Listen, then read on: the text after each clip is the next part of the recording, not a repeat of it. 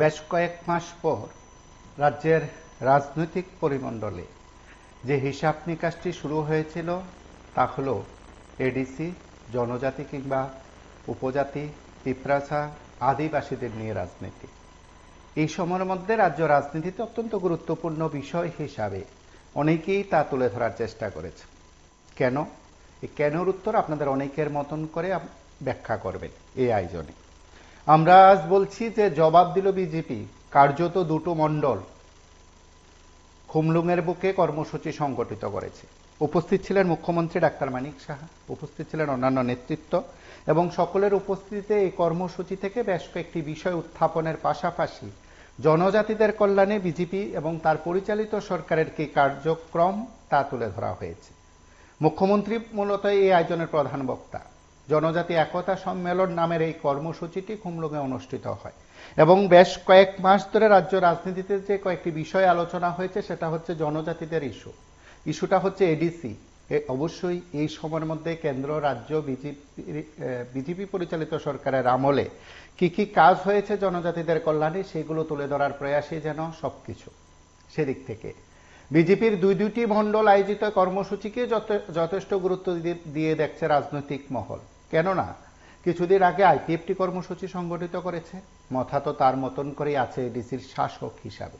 আজ এই বিষয়টাই অত্যন্ত আলোচনার মধ্যে এসে গেছে যে এবার কি তাহলে বিজেপি সে জবাব দিল রাজ্যের মুখ্যমন্ত্রীকে সেই সমাবেশে নিয়ে, তাও দুইটি মণ্ডল আয়োজিত কর্মসূচিতে। কোনোভাবেই সেটা রাজ্যস্তরীয় কোনো কর্মসূচি নয়, কেন্দ্রীয়ভাবে কোনো কর্মসূচি নয়।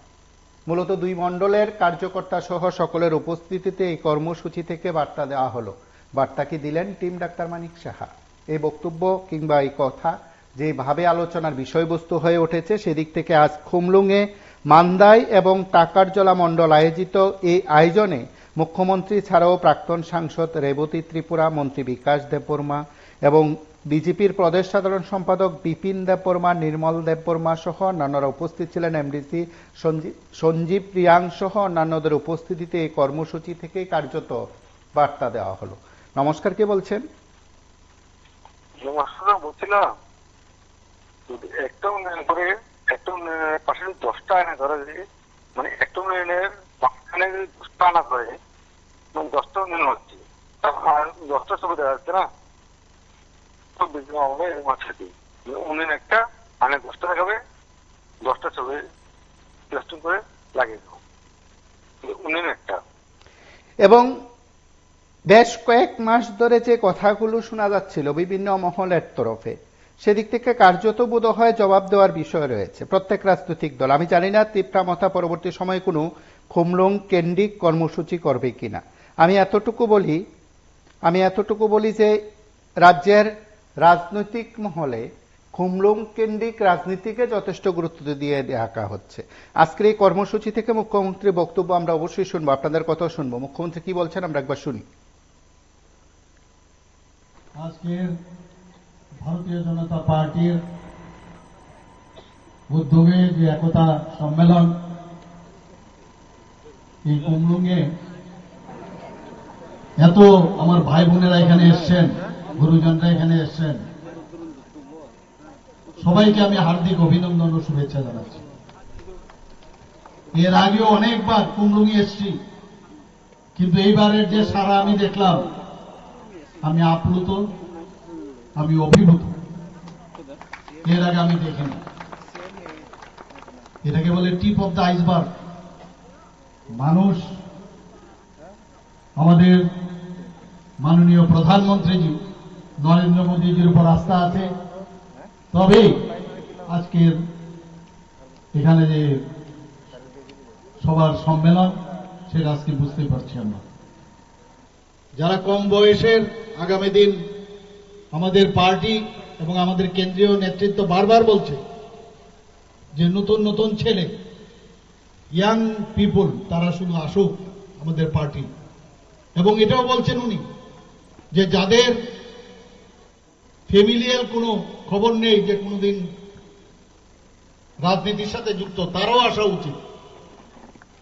আমাদের মাঝে আমাদের এমডিসি শ্রী বিদ্যুৎ দেববর্মা আছেন, একদম ডাইনামিক লিডার, যাকে অনেকবার আমি অনেক সময় পরীক্ষার জন্য পাঠিয়েছি বিভিন্ন জায়গায়। সেই ডাইনামিক যে বিষয় সেটা আমি ওনার মধ্যে আমি দেখেছি। বন্ধুগণ, আগে আমাদের ত্রিপুরা, বিশেষ করে নর্থ ইস্টার্ন রিজিয়নে আমরা কি দেখতাম? চারিদিকে শুধু এই টেরোরিজমের কাহিনী আপনারা সবাই জানেন। মূল স্রোত থেকে সরে গিয়ে অন্য স্রোতে গেছে, নিজেদের জীবনও নষ্ট হয়েছে,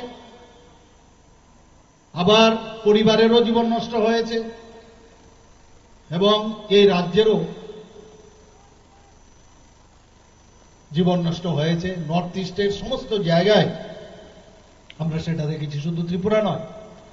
সেই জায়গায় মাননীয় প্রধানমন্ত্রীজি 2014-তে যখন নমস্কার, কে বলছেন?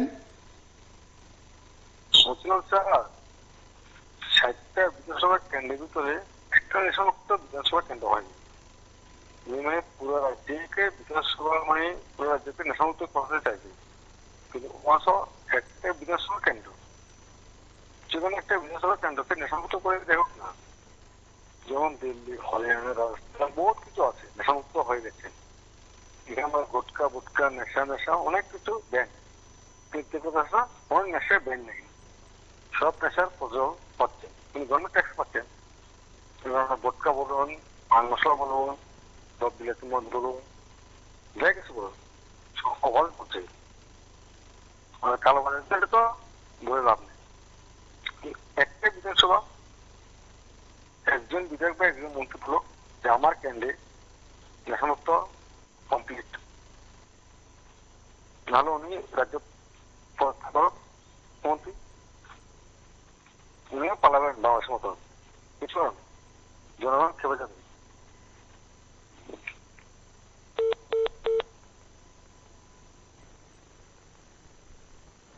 এবং হয়তো আগামী কয়েকদিনের মধ্যে আপনারা অনেকেই জানতে পারবেন যে খুমলুঙে আরো একটি রাজনৈতিক দল তাদের মতন করে কর্মসূচি সংগঠিত করছে।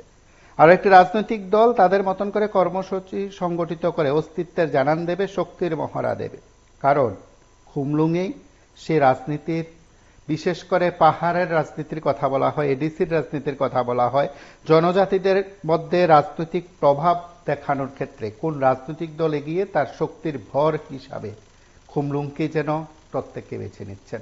আজকের এই আয়োজনে কয়েকটি দৃশ্য আপনারা দেখছেন, সেখানে দলে যোগদানের কথাও বলা হয়েছে যারা নেতৃত্ব গেছেন সে দলে যোগদান করেছেন তারা কারা সে পরিচয় দেওয়া হয়েছে। মুখ্যমন্ত্রী সেখানে বক্তব্য রাখতে গিয়ে বেশ কয়েকটি বিষয় বলেছেন, আপনারা অনেকে সেই বিষয়গুলো সম্পর্কে হয়তো শুনেছেন, আর একবার শুনুন। যখন প্রধানমন্ত্রীর দায়িত্ব নেন, একের পরে প্রথমে শান্তি সম্প্রতি যদি না থাকে তাহলে কোনো সময় ডেভেলপমেন্ট হবে না। এবং প্রধানমন্ত্রীজি সেটা বুঝেছেন, যে কারণে অ্যাক্টিভ পলিসির কারণে যেভাবে প্রায় 11 থেকে 12টার মতো অ্যাকর্ড করেছে। আপনারা নিশ্চয়ই কিছুদিন আগে আপনারা দেখেছেন 4ই সেপ্টেম্বর 2024-এ এটিটিএফ এবং এনএলএফটির সাথে যে চুক্তি হয়েছে দিল্লিতে, সেখানে আমিও ছিলাম, আমাদের যশস্বী গৃহমন্ত্রী শ্রী অমিত শাহজিও ছিলেন, এবং প্রধানমন্ত্রীজির মার্গদর্শনে সেখানে একটা চুক্তি স্বাক্ষরিত হয়। এবং ত্রিপুরায় একমাত্র জায়গা এখন আমরা বলতে পারি যে টেররিস্ট মুক্ত ত্রিপুরা। সবাই সারেন্ডার করেছে, মূল স্রোতে ওরা ফিরে এসছে। এবং আজকে ত্রিপুরায় মাননীয় প্রধানমন্ত্রীজি আমাদের হীরা মডেল দিয়েছে, national highway, H4 national highway. একটা টিম করে রাস্তা ছিল NH-08, সেই জায়গাটাও এবার আমি যখন আমাদের ইউনিয়ন মিনিস্টারের সাথে কথা বললাম, সেখানেও 4 লাইনের যে একদম মানে আমাদের চুরাইবাড়ির থেকে চন্দ্রপুর পর্যন্ত 4 লাইনের আপনার NH-08 উনি স্যাংশন করে দিয়েছেন। আমাদের ইন্টারনেট সারা ভারতবর্ষের মধ্যে স্ট্রংগেস্ট ইন্টারনেট মাননীয় প্রধানমন্ত্রী আমাদের দিয়েছেন। ট্রেনের কথা তো বলে লাভ নেই, আমরা কোনোদিন ভাবিনি ত্রিপুরার মধ্যে ট্রেন চলবে। আজকে বিস্টাডোম বলুন, বিভিন্ন এক্সপ্রেস ট্রেন বলুন, রাজধানী বলুন, কাঞ্চনজঙ্ঘা বলুন, সেই সাবরুম থেকে আজকে দেশের বিভিন্ন জায়গায় যাচ্ছে। সেটা একমাত্র সম্ভব হয়েছে অ্যাক্ট ইস্ট পলিসিতে মাননীয় প্রধানমন্ত্রীর জন্য। এয়ারওয়ের কথা যদি বলি, আজকে ত্রিপুরার যে এয়ারপোর্ট, আমরা সিঙ্গারবিল নিয়ে আমরা জানি মহারাজা বীর বিক্রম কিশোর মাণিক্য বাহাদুর দ্বিতীয় বিশ্বযুদ্ধের শেষ মুহূর্তে, শেষ দিকে উনি Singarbil one of the oldest airport, উনার সময় উনি সেটা করেছিলেন। উনাকে এতদিন ধরে আগের সরকার আমরা দেখেছি মুখে মুখে অষ্টরম্ভা, কিন্তু কোনোদিন সম্মান দেয়নি। আমাদের সরকার আসার পর উনার নামে, বীর বিক্রম কিশোর মাণিক্য বাহাদুরের নামে, আজকে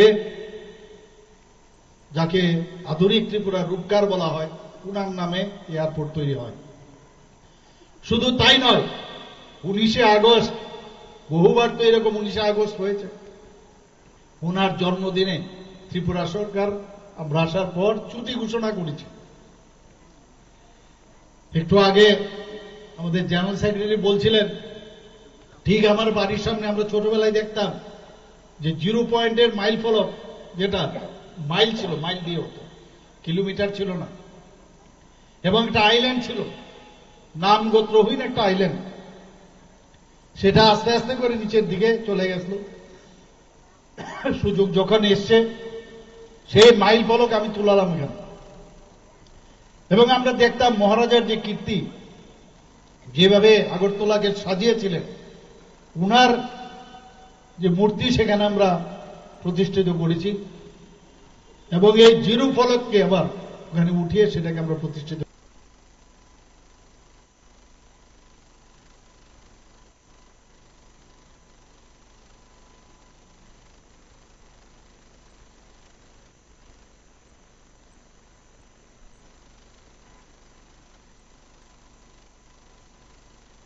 সেটাকে আমরা প্রতিষ্ঠিত করেছি। এটাই বলছে যে এক ত্রিপুরা, শ্রেষ্ঠ ত্রিপুরা, সবকা সাথ সবকা বিকাশের যে কথাবার্তা আমরা বলি, তার একটা পরিচয় আপনাদের দিলাম। বন্ধুগণ, টিটিএডিসির নামকরণ ত্রিপুরা টেরিটোরিয়াল কাউন্সিল করার জন্য আমরা রাজ্য মন্ত্রিসভায় সিদ্ধান্ত নিয়ে আমরা দিল্লিতে পাঠিয়েছি। এই বিষয়ে আমাদের প্রাক্তন এমপি মহোদয় বলেছেন, শুধু তাই নয়, আমাদের 19টি জাতি গোষ্ঠী আছে আমাদের ট্রাইবেল জনজাতি এলাকায়, কিন্তু তারও বাইরে আছে।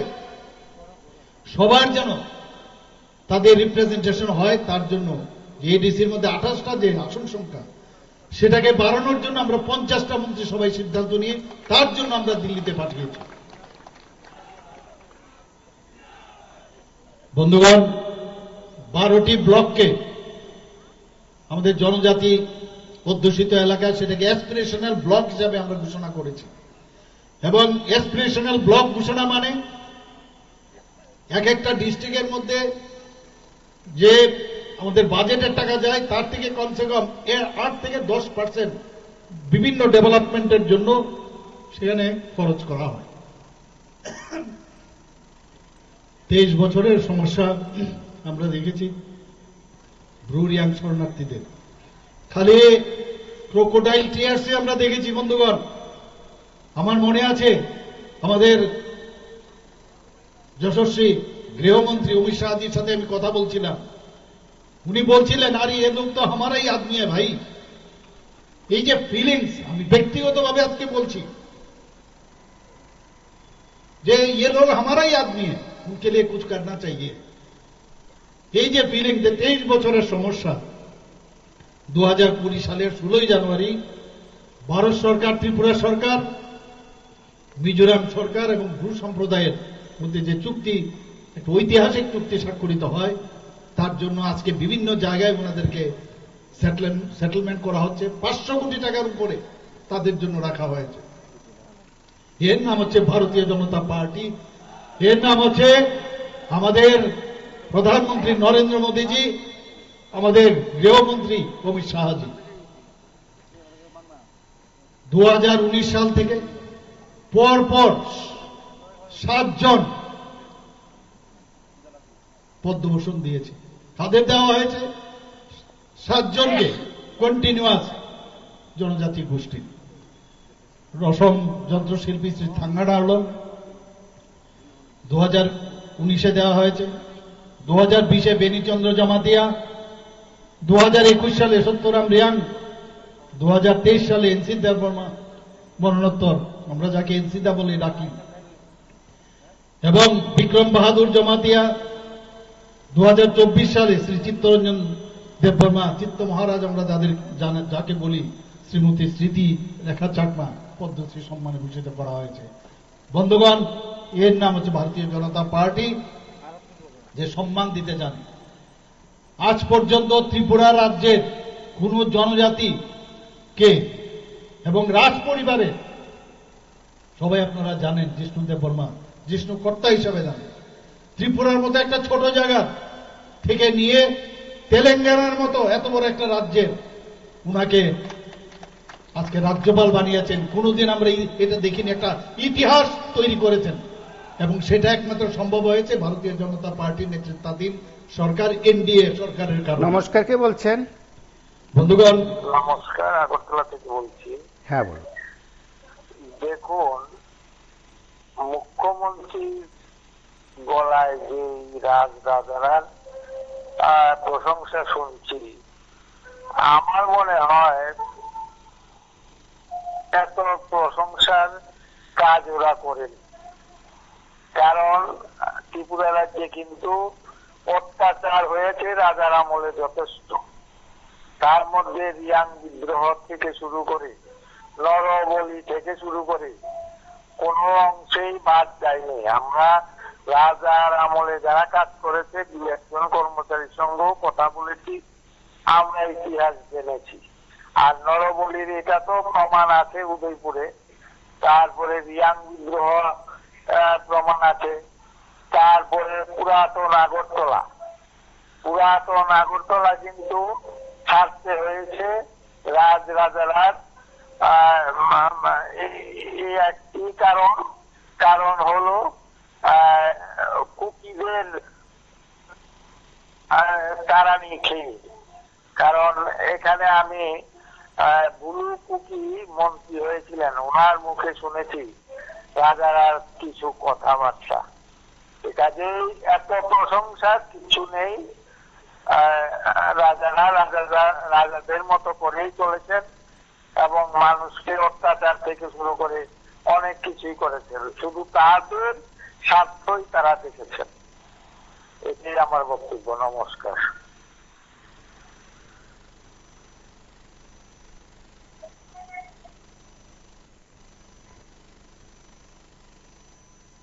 বন্ধুগণ, রাজ্যের জনজাতিদের ককবরক ভাষাকে মর্যাদা দেওয়ার লক্ষ্যে বড়মুড়া পাহাড়ের নাম হাতাই কুতুর আমরা রেখেছি। কেউ রাখিনি। এর আগে 35 বছরের 5 বছরের কংগ্রেসকে দেখেছি, সিপিএম কে দেখেছি। জনজাতিকে যত দাবিয়ে রাখা যায়, যত ওনাদেরকে অসম্মান করা যায়, ততই ওনাদের। নমস্কার, কে বলছেন?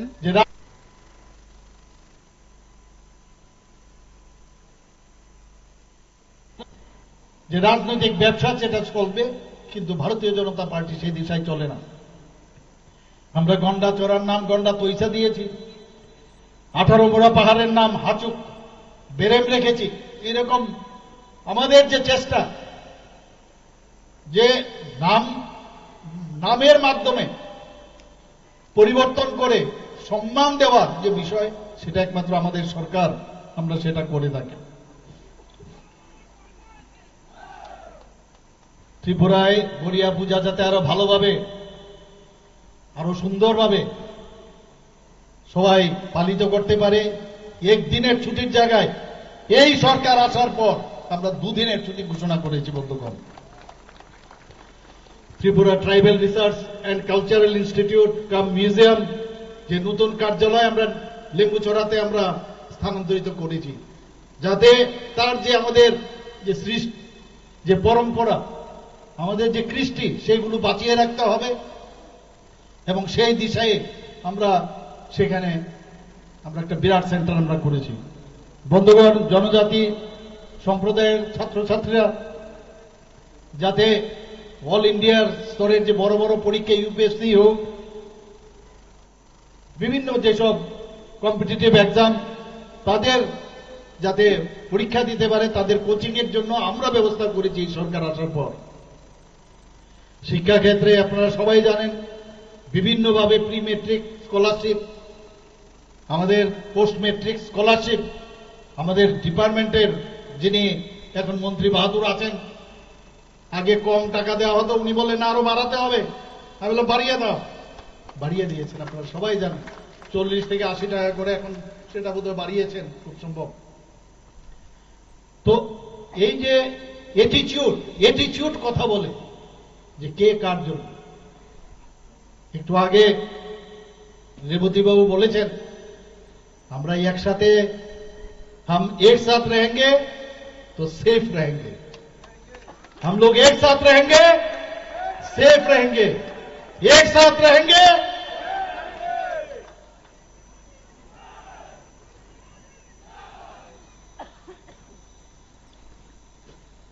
মেধাবী জনজাতি ছাত্রছাত্রীদের আমরা মেধা পুরস্কার দেওয়ার সেটা আমরা শুরু করেছি।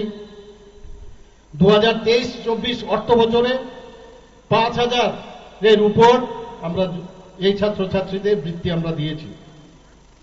স্পেশাল কোচিং এর কোর্স সাবজেক্টে তাদেরকে যেন আরো বেশি করে উপযুক্ত করা যায় তার জন্য আমরা কোচিং এর ব্যবস্থা করেছি।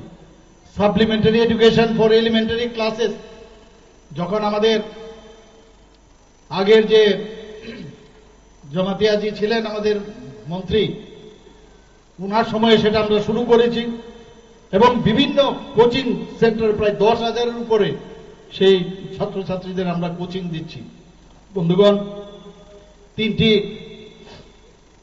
ডিগ্রি কলেজে হোস্টেল আমরা জনজাতিদের জন্য আমরা করেছি। মহিলা কলেজে একটা আগরতলায়, আম্বেদকর কলেজ ফটিকরায়ে, গন্ডাছড়া সরকারি কলেজে, বিভিন্ন জায়গায়।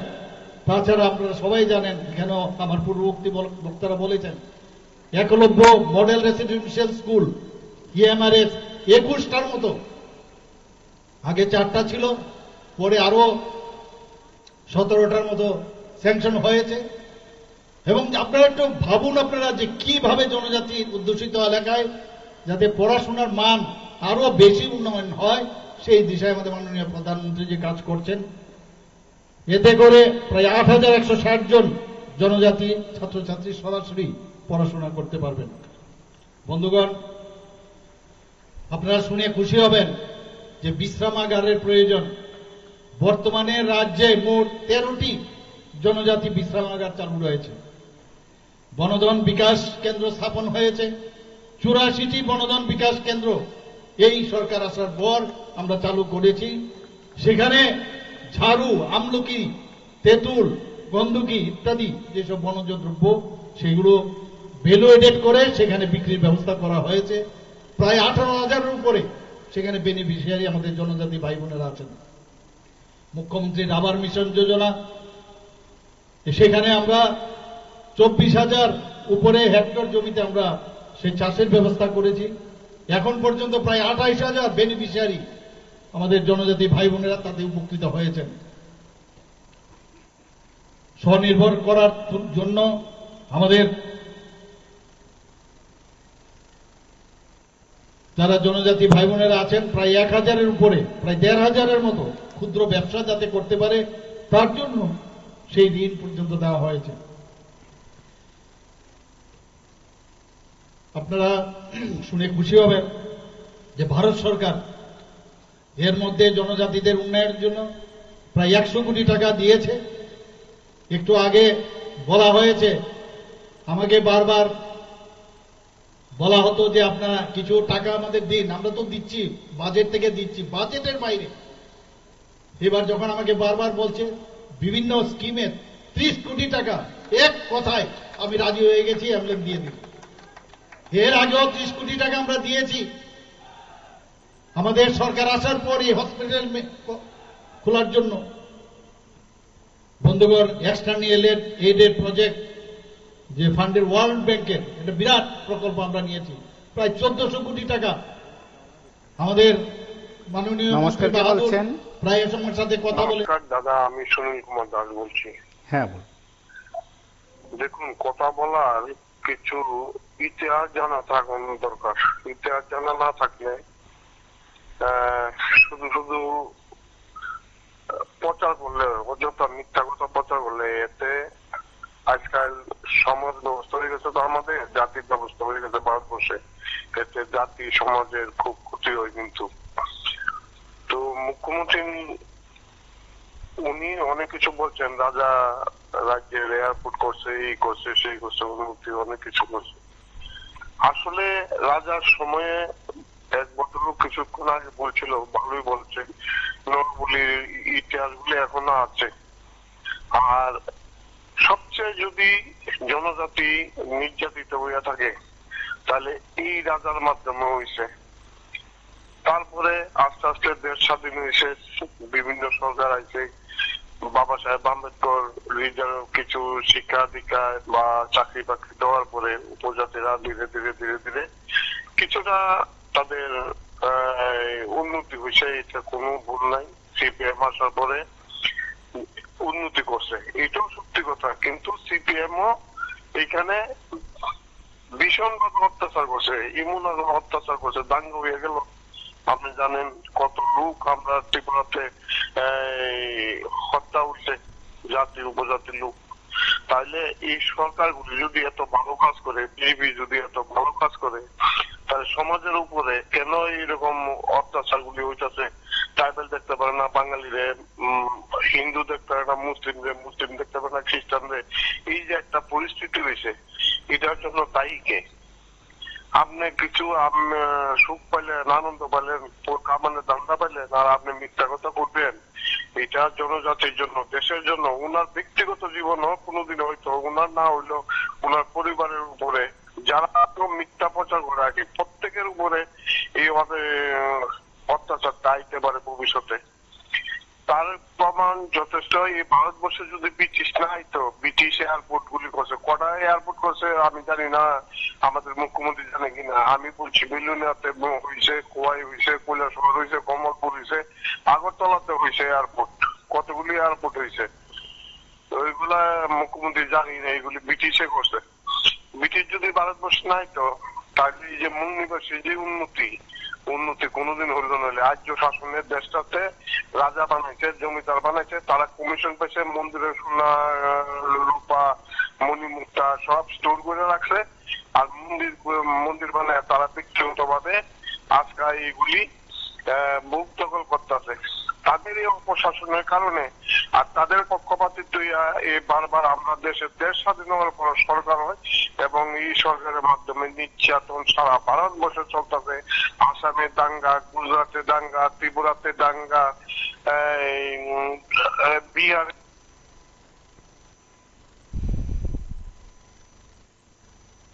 সাথে কথা বলে আমরা বলি প্রতিটা পয়সা স্বচ্ছতার সাথে যেন মানুষের জন্য কাজে আসে। রাস্তাঘাট, তাদের জীবন প্রণালী, বিভিন্ন ক্ষেত্রে তাদেরকে সাহায্য করা, এক্সটার্নাল এইডের প্রজেক্ট। এবং আমি দিল্লিতে যখন আমাদের মাননীয় ইউনিয়ন অর্থমন্ত্রীর সাথে আমি কথা বলেছি, উনি বললেন যে এত অল্প সময়ের মধ্যে ওয়ার্ল্ড ব্যাংক থেকে এত টাকা পাওয়া মুশকিল, কিন্তু উনি উনার চেষ্টায়, উনাকে আমি ধন্যবাদ দেব যে উনি কম সময়ের মধ্যে 1400 কোটি টাকা উনি বরাদ্দ করেছেন। ট্রেসপের মাধ্যমে আমাদের 75,000 পরিবার লাইভলিহুড ইন্টারভেনশনের তারা উপকৃত হবে। শুধু তাই নয়, মুখ্যমন্ত্রীর ট্রাইবাল ডেভেলপমেন্ট মিশন আমরা সেখানেও আমরা বিভিন্ন কাজ আমরা করছি। মাননীয় প্রধানমন্ত্রীজি 15ই নভেম্বর আপনারা জানেন 2023 সালে জনজাতি গৌরব দিবস চালু করেছেন ভগবান বিরসা মুন্ডার নামে। আপনারা জানেন এর আগে কেউ জনজাতিদের সেই সম্মান দেয়নি, সেটা একমাত্র আমাদের ভারতীয় জনতা পার্টি আসার পরে সেটা সম্ভব হয়েছে। বন্ধুগণ, আপনারা এর মধ্যে দেখেছেন যে কিছুদিন আগে আমি বোম্বেতে গিয়েছিলাম। সেখানে গিয়ে আমি বোম্বাই রিলায়েন্স গ্রুপের চেয়ারম্যান ওনার সাথে সাক্ষাৎ করি।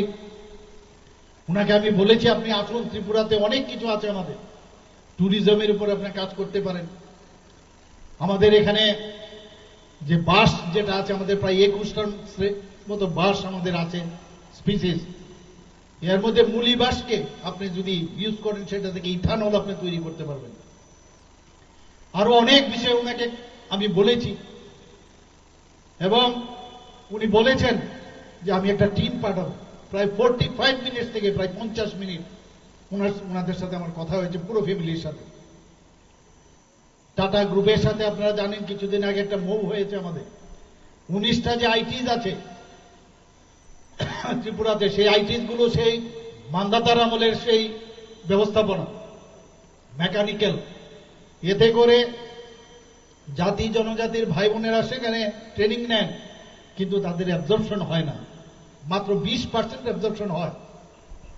তারপরেও মানুষ এখন যেহেতু অনেক বেশি অ্যাডভান্স হয়ে গেছে, সেই আইটিস টাটা গ্রুপের সাথে আমরা যখন মুভ করলাম, তাতে করে প্রতি বছর 5,000 আমাদের ছেলেরা এখন যে কম্পিউটার বেসড যে মেকানিজম ওনারা আনবেন, প্রায় 700 কোটি টাকা ওনারা এখানে নিবেশ করবেন। তাতে করে 100% ওরা অ্যাবজর্পশন করবেন, শুধু ত্রিপুরাতে নয়, ভারতবর্ষে নয়, বিভিন্ন ভারতবর্ষের বাইরে বিভিন্ন দেশেও ওনারা পাঠাবেন। সেই মোহ হয়েছে আমাদের সাথে। আপনারা জানেন যে বিভিন্ন সুপার স্পেশালিটি হাসপাতাল, আমরা যে জিবি হাসপাতালে সুপার স্পেশালিটি হাসপাতাল আমরা করেছি। আরো সুপার স্পেশালিটি হাসপাতাল করার জন্য বাইরের থেকে অনেক ইনভেস্টর আসছে। নমস্কার, কে বলছেন? এখানে আমাদের 400 ডাক্তারের প্রয়োজন। হ্যালো, হ্যাঁ, লাইভে আছেন, কথা শোনা যাচ্ছে। না গুজরাটি ইয়ে ফুল দিয়ে বুঝে আছে, ত্রিপুরা জগন্নাথ লেগে বেড়েছে ছবি। আমরা তো ছবি কিছু দেই না, এত জগন্নাথী ধরম একটা রাজ্যটা রক্ষা করে নিচ্ছে। আবার এই করেছে সেই করেছে, ইতিহাস শোনা, এই আমার কথা। নমস্কার। 400 ডাক্তারের প্রয়োজন, আগে ছিল 200। এর মধ্যে আরেকটা মেডিকেল কলেজ এসছে, সেখানে 400 এমবিবিএস ডাক্তার প্রতি বছর এখন বেরোবে।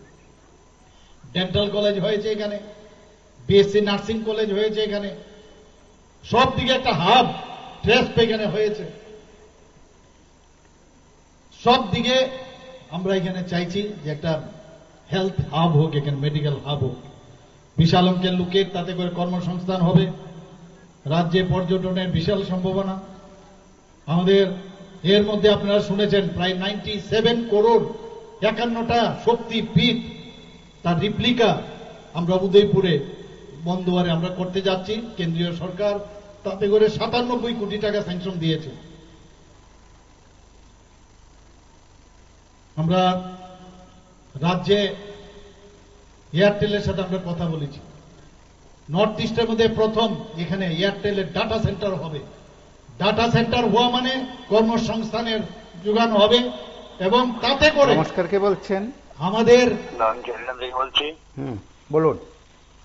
দেখুন, আজকে মুখ্যমন্ত্রী যে বক্তব্য দিল আপনার স্ক্রিনে যা দেখলাম, মাননীয় মুখ্যমন্ত্রী তাই জানে না মনে হয় যখন ত্রিপুরার যে রেল লাইন শিলান্যাস হয় আগরতলাতে, কে রেলমন্ত্রী আসছিল, সম্ভবত তাই স্মরণ নাও থাকতে পারে। রেল সম্বন্ধে যে সমস্ত কথা হলো যেগুলো অবাঞ্ছিত কথা, উনি তো নামে না রাখছেন। উনি আগে নাম ছিল ডাক্তার মানিক সাহা, এখন মাননীয় মুখ্যমন্ত্রী। তো তাইলে মাননীয় মুখ্যমন্ত্রী এই কথা ভাবতে হবে যে এয়ারপোর্ট গুলা এই জায়গা অধিগ্রহণ হইতে আরম্ভ করে প্রচেষ্টা কোন সময় হয়েছিল, নামের উদ্বোধন করছে, রেল লাইন সম্প্রসারণ কোন সময় ছিল এগুলা না যাই না, কিন্তু ভারতীয় জনতা পার্টি থাকাতেই সম্ভব হয়েছে। হ্যাঁ, ভারতীয় জনতা পার্টি থাকাতে একটা জিনিস সম্ভব হয়েছে আমরা জানা মতে, একমাত্র হেলমেট বাহিনীটা ভারতীয় জনতা পার্টি থাকুনই হেলমেট বাহিনী সম্ভব হয়েছে। এর বেশি কিছু ত্রিপুরা রাজ্যের জন্য ভারতীয় জনতা পার্টি কিছু কিছু করছে বলে মনে হয় না। এই হেলমেট বাহিনী তৈরি করছে। আগামী দিন মাননীয় মুখ্যমন্ত্রী আপনাদের মাধ্যমে জানাইতে চাই, অন্তত আপনি হেলমেট বাহিনী অন্তত দমন করে সুশৃঙ্খল ভাবে ত্রিপুরাটা চালান। আজকেও দেখলাম বিশাল বলে ঘটনা, মাননীয় মুখ্যমন্ত্রী এই যে উনি এইগুলার বা চোখে দেখে না। আমরা আপনাদের মাধ্যমে তাই যাতে চশমা খুলে অন্তত এগুলো দেখে, এইটাই আমরা আবেদন করবো। এতটুকুই বলা।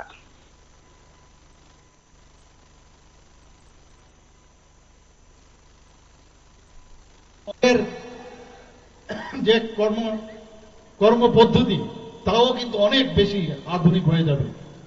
বন্ধুগণ, এর মধ্যে আমি ইনফোসিসের চেয়ারম্যানকে আমি চিঠি দিয়েছি, যাতে করে রাজ্যের যে উন্নয়ন জোয়ার বইছে তাতে উনারও এসে আমাদের সাথে যোগ দেয়।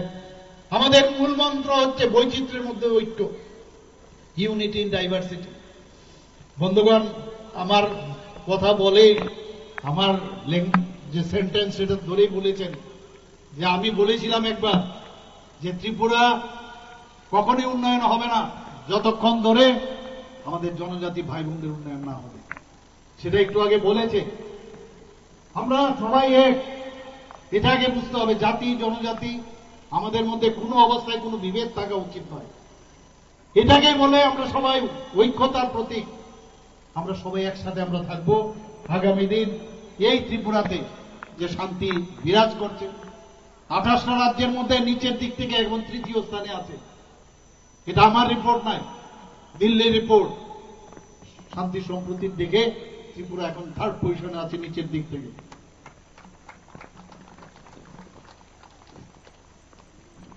জেআরবিটির মাধ্যমে আমরা বিভিন্ন পরীক্ষার মাধ্যমে, ট্রান্সপারেন্সির মাধ্যমে আমাদের সরকার আসার পর শুধু সরকারি চাকরি প্রায় 13,000-এর মতো আমরা চাকরি দিয়েছি। বন্ধুগণ,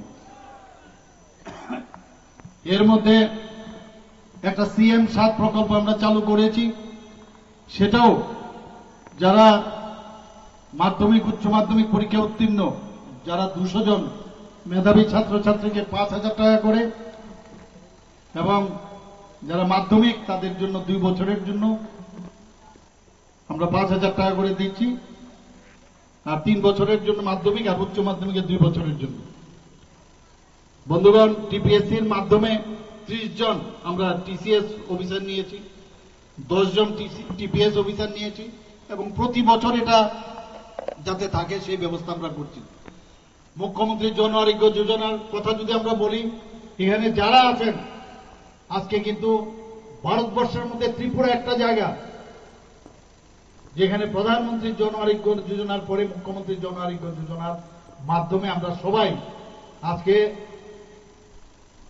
এই যে যোজনা আমরা করেছি তাতে করে স্বাস্থ্যের বেলায় প্রায় 5 লক্ষ টাকা করে প্রতি বছরে প্রতিটা ফ্যামিলি পাবো আমরা, সেই ব্যবস্থা আমরা করেছি। বন্ধুগণ, আমরা এর মধ্যে সিদ্ধান্ত নিয়েছি, বিধানসভায় আমি বলেছি যে 100 জন মেধাবী কন্যা সন্তানকে, আমরা তো 9ম শ্রেণীর যারা আছে তাদেরকে আমরা তো সাইকেল দিচ্ছি, কিন্তু 100 জন মেধাবী কন্যা সন্তানকে স্কুটি দেওয়া শুরু হয়ে যাবে। বন্ধুগণ, PM জনমন প্রকল্পে রাজ্যের 4 জেলার 6টি বলছেন 10টি জনজাতি ছাত্র। নমস্কার, আমি কোন থেকে বলছি? হ্যাঁ, বলুন।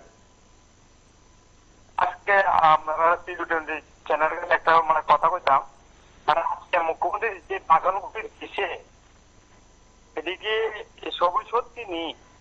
তাহলে আপনার ভাষণ দেখে কিন্তু ওই মুখ্যমন্ত্রীকে বাবাবাজি করছে আপনার লাইভ অনুষ্ঠান, কিন্তু আপনারা এই মুখ্যমন্ত্রীর ভাষণটা কিন্তু আপনারা তুলছেন। তো আপনারা তুলছেন আর অন্যরা আপনার লাইভ অনুষ্ঠান দেখিয়া মুখ্যমন্ত্রীর বিরুদ্ধে বাজে কথা বলবো না। আমি কোনটা কথা বলতেছি, মুখ্যমন্ত্রীর ভাষণ থেকে যদি সঠিক কথা কইছেন যে আমার জন্য আর কি। হ্যালো, আরেকটা কথা স্যার, ওই মুখ্যমন্ত্রী, হ্যালো হ্যালো স্যার,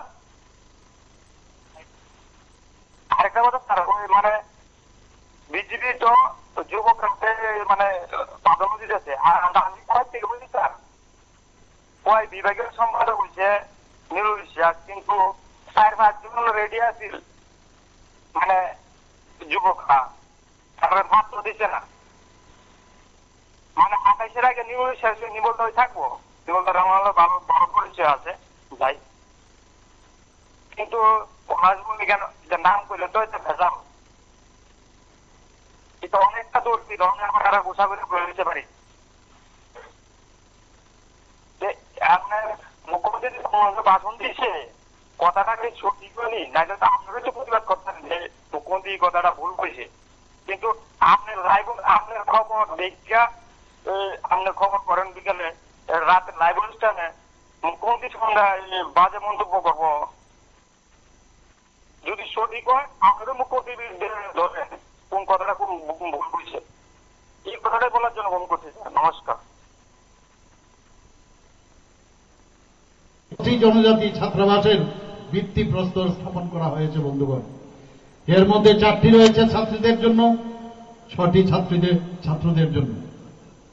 কিছুদিনের মধ্যেই স্পেশাল এক্সিকিউটিভের প্রায় 6000 স্পেশাল এক্সিকিউটিভের যারা নমস্কার আছেন তারা। নমস্কার, আমি আগরতলা থেকে বলছি। হ্যাঁ, খুমলুকের মাটিতে একতা সম্মেলনে মুখ্যমন্ত্রী আমি এর আগে দেখলাম, এর আগে খুমলুকে আইপিএফটিও সম্মেলন করলেন, আজকে দেখলাম জনজাতি একতা সম্মেলনে মুখ্যমন্ত্রী, পরবর্তী সময় আবার দেখবো ত্রিপুরা মতো এখানে সম্মেলন করেন। আমি তো বুঝতে পারলাম না, এটা কি তারা ত্রিপুরা মাথা আইপিএফটি বিজেপি তারা কি একতা আলাদা সময় করছে? এটাই আমার আপনাদের কাছে প্রশ্ন, যে পাহাড়ি এলাকায় এই যে বিভাজন চলছে, বুঝলাম না, এটাই যে আমার আপনাদের কাছে এবং ত্রিপুরার কাছে প্রশ্ন আছে, আলাদা সম্মেলন করছে, এই যে আমার আপনাদের বক্তব্য।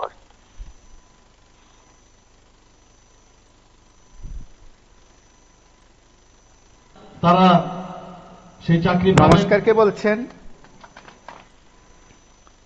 হ্যালো। হ্যাঁ নমস্কার। হ্যাঁ বল। বলছিলাম খুমলুং মাটিতে জনজাতি একতা সম্মেলনে মুখ্যমন্ত্রী, আসলে অনেকক্ষণ যাবৎ শুনছিলাম, আমি আরেক পাগল শুনলাম। ঘটনা হলো কি, এখনো এমএলএ আরেকজন নির্মল দাস নাকি জানি, তো মুখ্যমন্ত্রী তো অনেক কিছু বলেছেন, আগের মুখ্যমন্ত্রীও বলেছেন চট্টগ্রাম থেকে জাহাজে করে গোমতী নদী দিয়ে অনেক কিছু আসবে, কোথায় সেই গোমতী নদীটা? সোনামুড়াতে আসলো না, শেষ পর্যন্ত এই ছোট্ট একটা যেহেতু, এবং এটা টেনে আনতে হয়েছে। তো আমরা পাগলের দেশে বাস করি, আমরাও পাগল। রাজা, আরে রাজা তো রাজা, ট্যাক্স, তখনের দিনে ট্যাক্স, আর তখনের দিনে কি ছিল, তো ওই জিনিসগুলা চলতো। এখনো আমরা ওই যে কি বলে এটাকে, মিউজিয়ামে যাই রাজবাড়িতে, তো রাজবাড়িতে গেলে তলোয়ার সেই বিভিন্ন রকম জনজাতিদের সামগ্রী দেখতে পাই। আসলে সত্যটা কি, রাজা কি করেছে, রাজা কিছুই করেছে কিনা, ইতিহাস তো কথা বলে, তা আমরা ইতিহাস নিয়ে কিছু একটা ভাবি বা চিন্তা করি। মুখ্যমন্ত্রী অনেক কিছু বলেছেন, আরে উনি তো একটা ডাক্তার, এই যে শহর কোথায় যে ডাক্তারটাকে মেরেছে, ওর ডাক্তার এখনো শুকায়নি, যে মেরেছিল সে প্রধান অতিথি হয়েছে মুখ্যমন্ত্রী, এর জবাব দেবেন কি? আপনাদের মাধ্যমে বলছি মুখ্যমন্ত্রীকে, উনি কি জবাব দেবেন? আপনি তো ডাক্তার, ডাক্তারকে মেরেছে অন ডিউটিতে। তাহলে ওই যে আমি এক পাগল আরো পাগল কথা বললো, মুখ্যমন্ত্রী অনেক কিছু বলেছেন, এই উন্নয়ন, ওই বর্মরার নাম পাল্টিয়ে দিয়েছেন, তো নাম দিয়ে কি আমি জল কামো? না, গন্ডাচড়ার নাম পাল্টিয়ে দিয়েছে গন্ডা তুইসা, এসি, যাই হোক, তো ওই নামের তো কোনো কাজে আসবে না, আমার পেটে বাদ যায়। আজকে জনজাতিদের সম্মেলনে উনি বলেছেন অনেক উন্নয়ন করবেন, ফিরিস্তি দিয়েছেন। তো ফিরিস্তিটা আসলে বাস্তবের মাটিতে দাঁড়িয়ে গিয়ে দেখুন। আপনাদের মাধ্যমে মুখ্যমন্ত্রীর উদ্দেশ্যে বলছি, আপনি বাস্তবের মাটিতে দাঁড়িয়ে গিয়ে দেখুন কতটুকু অনাহারে আছে, অর্ধাহারে আছে। সবকিছু যে সবজি টবজি, এদের তো কি চাই? এরা একটু শান্তিপ্রিয় মানুষ। এই রাত্রেবেলা যখন উগ্রবাদী ছিল, রাত্রেবেলা গিয়ে যন্ত্রণা করতো, গিয়ে শোয়ার থাকলে শোয়ার নিয়ে যেত, রান্না করে দিতে হতো, বাধ্য করা হতো, মুরগি টুরগি রান্না করে ওদেরকে দেওয়া হতো। এখন তো ওই জিনিসগুলোও নেই। তো আপনি শান্তিটা প্রতিষ্ঠা কি করবেন? তখন তো মোটামুটি শান্তি। যদিও বাইক বাহিনী নতুন হয়েছিল, রেস্টব্যান্ড বাহিনী, হেলমেট বাহিনী, সেগুলো তো আমরা প্রত্যক্ষ করছি। এখন রাত যা কি করেছে, তো নির্মহলটার দিকে দেখুন, লাইট অ্যান্ড সাউন্ড, আর পাশাপাশি কোটা যেটা আছে, এগুলো তো আমরা দেখছি। পর্যটনকে মধ্যেও উদয়পুরে আছে নরবলি, কিছু একজন বন্ধু বলেছিলেন নরবলি, হ্যাঁ সত্যি, ওনার ছেলেকে কেন বলি দেওয়া হয়নি? উনি নিরীহ মানুষকে ধরে নিয়ে বলি দেওয়া হতো। হয়তো এই সময়ের মধ্যে রাজ্য রাজনীতিতে আরো বেশ কয়েকদিন এই বিষয়গুলো নিয়ে আলোচনা হবে। আমরা সরাসরি আয়োজন থেকে বলছি, তার পরবর্তী বলা যায় তারপরে কোন রাজনৈতিক দল খুমলুঙে সমাবেশ সংগঠিত করে সত্যি অর্থে জবাব দেবে, শক্তির মহড়া দেবে, কোন সে রাজনৈতিক দল পাল্টা জবাবের রাজনীতিতে খুমলুঙে কর্মসূচি করবে, তার অপেক্ষায় সংশ্লিষ্ট সকলেই রয়েছে। রাজনৈতিক মহলও সেদিকে তাকিয়ে আছে। আজ এই পর্যন্ত। নমস্কার, শুভরাত্রি।